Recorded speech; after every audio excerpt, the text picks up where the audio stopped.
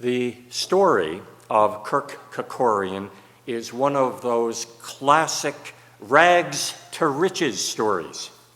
He was born in 1917 in Fresno, California, to parents who had immigrated from Armenia and who spoke only Armenian at home. And as a result, he said he really didn't begin to master or understand the English language until he was a teenager and kind of got out on the streets. His older brother taught him to box, and he quit school in the 8th grade and began to try to make a life for himself there on the streets of Fresno. Eventually, he made a deal with a flight instructor to look after her cows. He would take care of the cows, make sure they were fed and milked and watered, and in exchange, she would teach him to fly. Well, he earned his commercial pilot certificate in just 6 months. And with World War II coming on, he learned that the Royal Air Force was purchasing Canadian-built fighter planes, and they needed pilots to ferry them to Scotland. He took the job, and he earned $1,000 a flight. By war's end, he had saved most of what he earned, and he started a small air charter service that flew gamblers from Los Angeles to Las Vegas. In the 1960s, he bought land in Las Vegas, and by 2008, it was estimated that he was worth some $16 billion. That's with a B.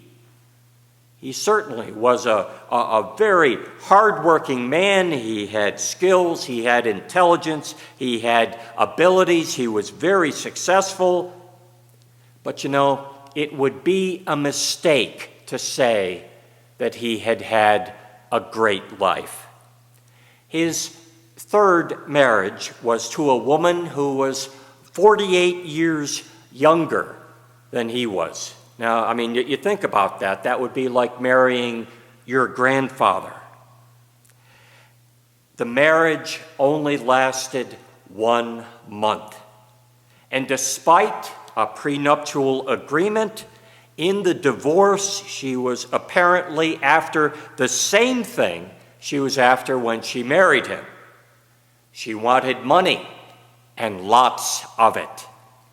And she wanted $320,000 a month for child support. And that would include $14,000 for the 3-year-old to have parties and play dates, $5,900 for eating out, $2,500 a month for movies, $7,000 a month for charitable contributions, $1,400 a month for getting the laundry done, $436 for care of the child's pet rabbit, and $144,000 for travel on private jets. Well, DNA testing eventually revealed that the child's real father was actually the wife's lawyer. That figures, doesn't it? Well, having apparently learned nothing from this terrible experience, Kirk went on to marry a 4th time. And this marriage only lasted 57 days. Well, man, it's a sad story of how a person could be so fantastically successful in some ways and yet abysmally unsuccessful in others. Now, I can certainly imagine why a child of impoverished immigrant parents would focus on material success. But it also goes to illustrate how blind we can be to our own flaws. Back in 1992, Ross Perot, the fantastically wealthy Texas businessman, ran as a third-party candidate for president against George Bush and Bill Clinton. Giving a commencement address a couple of years later, he spoke to the students about being successful in life. He said that a lot of students think that success is making a lot of money. And in fact, if you're a student with sky-high student loans, making a lot of money certainly seems like an important thing to do.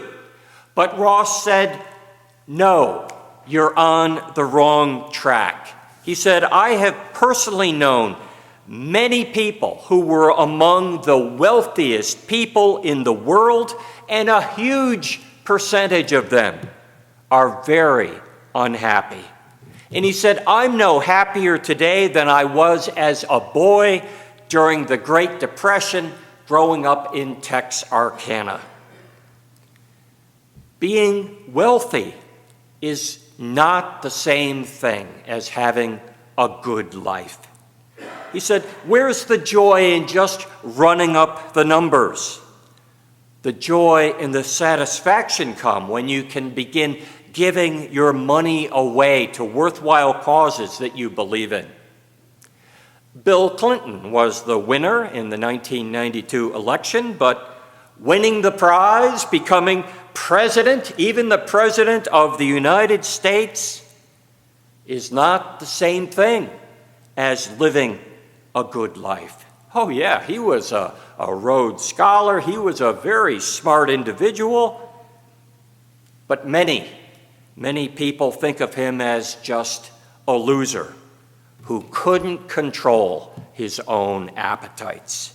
Now, of course, we are all different. We grew up with different families, a different birth order, different situations. We all have emotional needs. We have different illusions of what success would mean and what components would be necessary in a good life.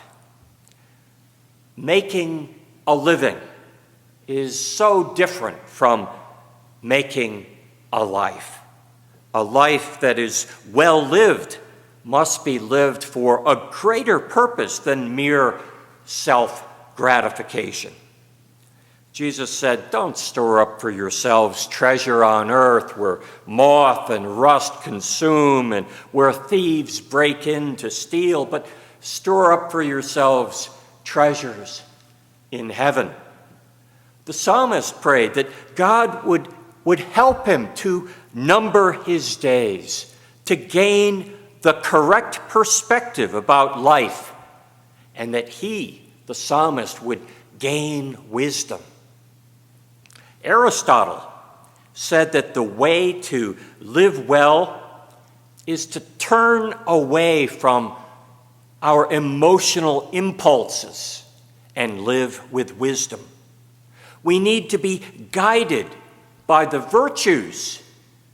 We need to be guided by our rational soul. Living well and doing well, according to Aristotle, flow from the discipline of the moral virtues. And what are these moral virtues that make up a good life? Well, as you might expect, the Bible offers some guidance and some suggestions. Moses is quoted as asking, what does the Lord your God require of you but to fear the Lord, which we might say is respect, a sense of awe. Walk in all his ways. Love God. Serve God with all your heart and your soul. And they all fit neatly on one hand. We have fear, love, deeds, service, and complete commitment. When we turn to the prophets, Amos said the important thing is justice. The prophet Hosea required mercy and kindness. Isaiah insisted on humility in the presence of God. Paul wrote of a more excellent way and he spoke of faith, of hope, of love. And then in Galatians, he went on to speak about the fruit of the Spirit, which we could take the same way. Love, joy, peace, patience, kindness, generosity, faithfulness, gentleness, self-control. Jesus took it all and made it easy by giving us the golden rule about treating others the way we ourselves would want to be treated. Jesus also said that whoever is faithful in the very small things of life will also be faithful in the large things. And he warned us, whoever is dishonest even in the trivial things of life will also be dishonest in the big things. No one can serve two masters. You cannot serve God and wealth. May God give all of us a heart of wisdom.